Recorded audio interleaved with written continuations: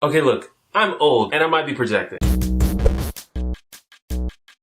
Hi, I'm T1J. Follow me on Twitter. I'm far removed from grade school, so I may not have a clue what I'm talking about. But just going off my own experience and what I've heard from other people, I kind of feel bad for preteens. Tweens, as some people call them. Something tells me that they probably don't call themselves that. So maybe this is just my experience, but I feel like up until about the 4th grade, I was free to be a kid and play with toys and watch Sesame Street, and it was fun and it was awesome. Then 5th grade hit and everyone all of a sudden started being really cliquish and talking about dating. It's like, you're 10, dude. People started making fun of you if you admitted to still playing with toys and watching Sesame Street. Look, I know Sesame Street is for like 3-year-olds, but I liked it and no one gave me shit about it. I feel like it was around about 5th grade for me at least when this social hierarchy started to form. Then 6th grade came along and just everything went to hell. It was disaster. I'm talking like straight nosedive. It was the beginning of a struggle to figure out how to be cool. And what was cool seemed random as shit. Like in my middle school, I'm pretty sure Pokemon cards and yo-yos were really popular. Yo-yos. Why? And you started to see this separation. Like when I was in 2nd grade, it was just a bunch of kids. No one gave a shit. But by the 6th grade, you started to see this separation of cool and lame, popular and unpopular. And one of the ways that you could be seen as cool or popular is by being a bully and teasing other kids. So the kids that were unwilling to be like assholes were often easy targets. I remember one time in middle school, I went to this place called Jammin' Jim. I'm not sure if it was a local thing or if it was a chain. It was pretty similar to Discovery Zone. As I say that, I realize that a lot of you are too young to even know what that is. Basically, it's kind of like Chuck E. Cheese except for slightly older kids and more of a focus on physical activities like climbing and jumping and things like that. Anyway, I went to Jammin' Jim with a couple of my friends when I was like 12 and it was awesome. Like one of the most fun days of my life. But when I got back to school the next week, I remember approaching one of the kids that I went with and I was basically like, yeah, that was really fun, right? And he pretended like it didn't happen and he was really mean to me and he like slapped my books out of my hand. He was like, why are you talking to me? It was devastating. That's how desperate we were to be cool and popular. You can't express genuine joy. That's not cool. Another way to be cool was by wearing like nice clothes and nice shoes. And I went to a black school, so like Jordans were really popular. But it's kind of hard to wear designer clothes when your family doesn't have that much money, or when your mom rightfully thinks that paying $150 for a pair of shoes for a 12-year-old that's going to grow out of it in a year is fucking stupid. But my mom actually caved and got me the Stack Houses, which I think were closer to $70 to $80, which to me as an adult right now still sounds like way too much for a pair of sneakers. But guess what? The Stack Houses were cool in like 4th grade. They weren't cool when I got them. I just basically couldn't win. Also in middle school, being attractive to the opposite sex now became important all of a sudden. And we were all starting to figure out that sex was a thing. And the majority of us lied about knowing how it worked. Now, of course, this isn't just a social problem. This is also just puberty, which was also annoying. But on top of that, there was this social pressure to pretend like you were sexually informed, even though it's close to impossible to be that at that age. I didn't even see a picture of a naked woman until I was like 14 years old, but I still stood in the circle pretending like I knew what the hell I was talking about. So all this is going on. Meanwhile, I'm fucking 12 and all I really want to do is play my Game Boy or my G.I. Joes and watch X-Men or watch Bill Nye the Science Guy and just be a kid because I was one. By the way, if you're 12,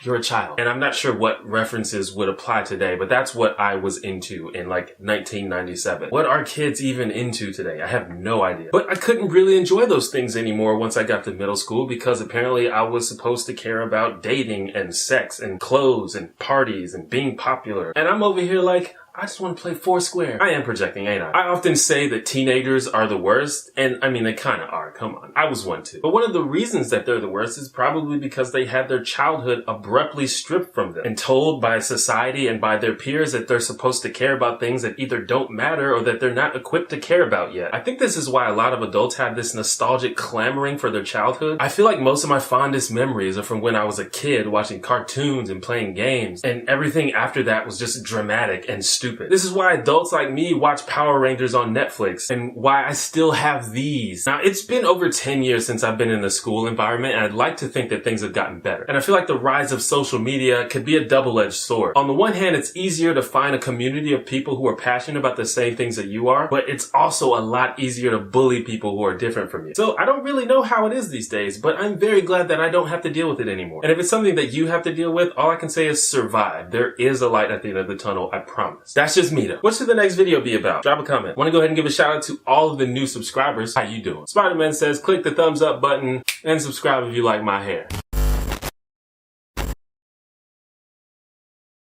Thank you once again for watching my video. For those that don't know, I'm a full-time YouTube creator, and the only way that I'm able to do that is through your support, and a large portion of that support comes through Patreon. Now, Patreon is a crowdfunding site for people like me with ongoing creative projects. It's kind of like an online tip jar where you can set it up to donate just a couple bucks every time I make a new video. So if you find any value in my channel or my videos, or if you just want to support me, please consider signing up for Patreon. That would be super amazing and totally appreciated. But even if you don't feel like it, or if you can't, that's fine too. I just thank you for watching.